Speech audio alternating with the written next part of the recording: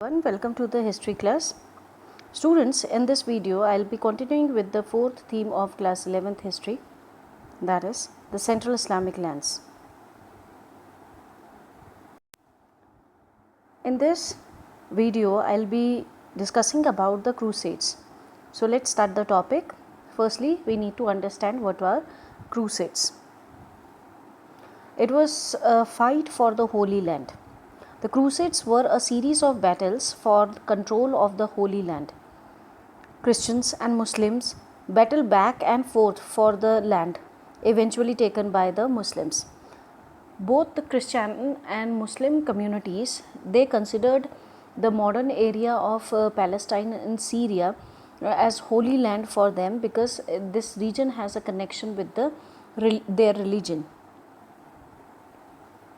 Now we'll try to understand the causes of the Crusades.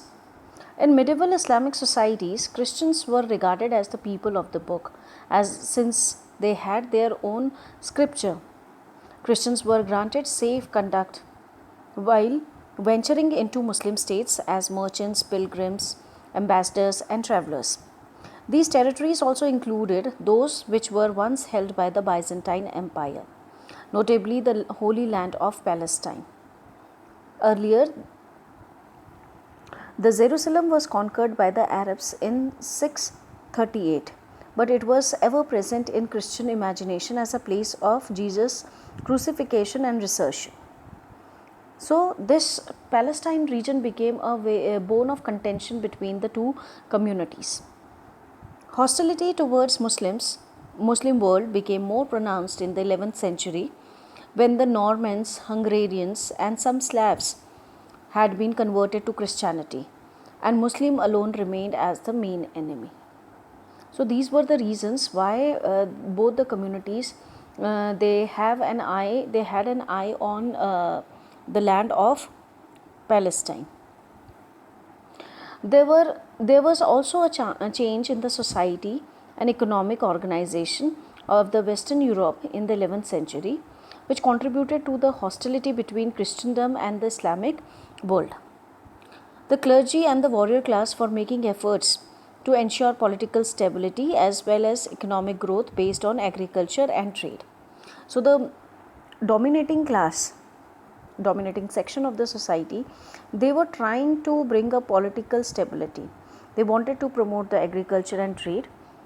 The possibilities of the military confrontation between competing feudal principalities and a return to economic organization based on plunder were contained by the Peace of God movement.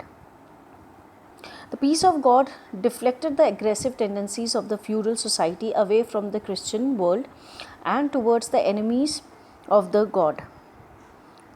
It built a climate in which fighting against infidels became not only permissible but also commendable. So these were the reasons for the Crusades. The death in 1092 of Malik Shah, he was a Seljuk Sultan of Baghdad, was followed by the disintegration of his empire. This offered the Byzantine Emperor Alexius I a chance to regain Asia Minor and northern Syria. For Pope Urban II, this was an opportunity to revive the spirit of Christianity. In 1095, the Pope joined the Byzantine Emperor in calling for a war in the name of God to liberate the Holy Land between 1095 and 1291. Western European Christians planned and fought wars against Muslim cities on the coastal plains of the Eastern Mediterranean. These wars were later designated as Crusades. So these were the purpose behind why both the communities fought these battles. Now let us discuss, why did Pope Urban II call for a crusade? What were his main motive behind? What he wanted to gain out of it? The purpose was to unite the European Christians in a common cause, to make the kings and noble vassals under his spiritual leadership,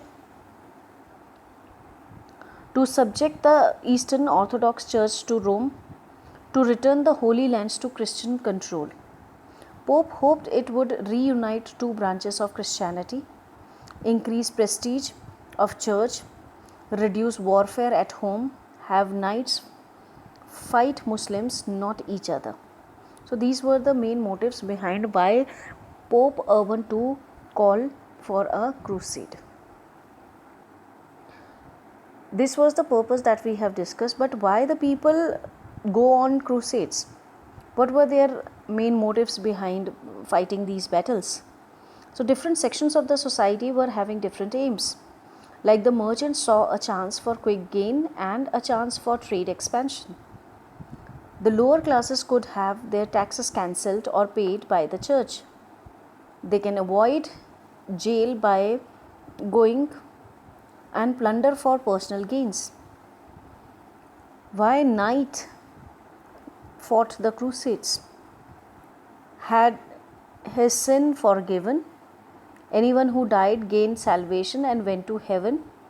Had debt wiped out, exempt from taxes, and there were rumors of many riches in Palestine. So these were the things that attracted the attention of Christians. Now talking about the first crusade, which held during 1096 to 1099.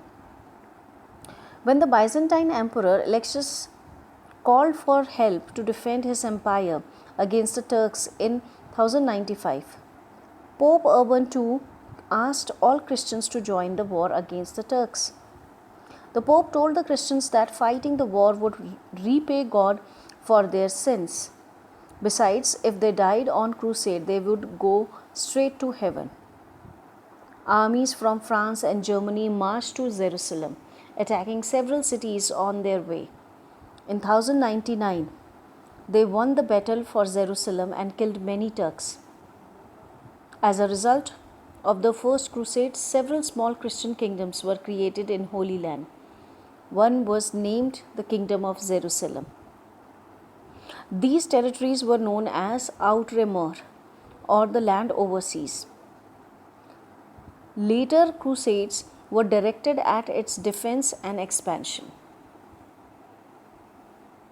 The result of the first crusade.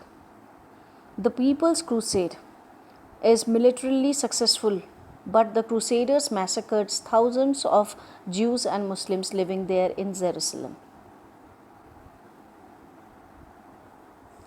Now talking about the Second Crusade, which was held from 1147 to 1149. King Louis VII of France invaded the Holy Land with the help of German warriors and the Byzantine Empire.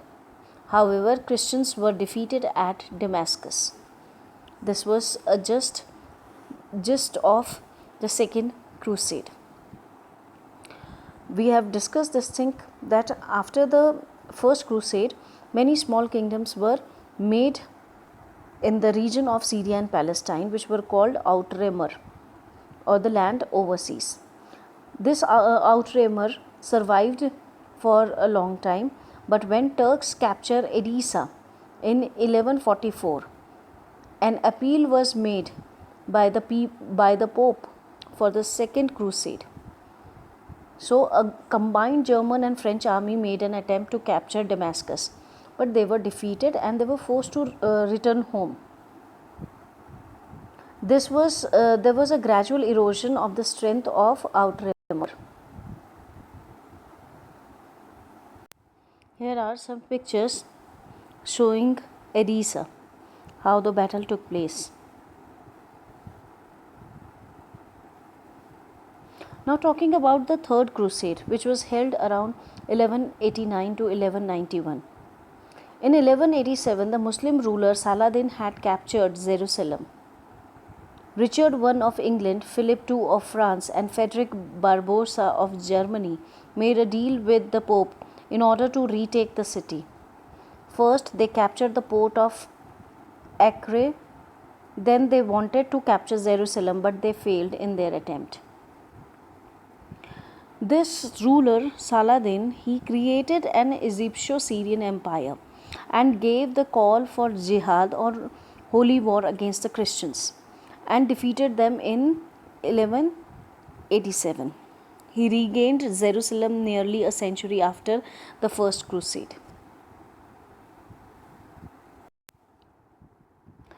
Records of the time indicate that Saladin's treatment of the Christian population was humane, in marked contrast to the way in which Christians had earlier dealt with Muslims and Jews. Jerusalem once again became the Muslim city.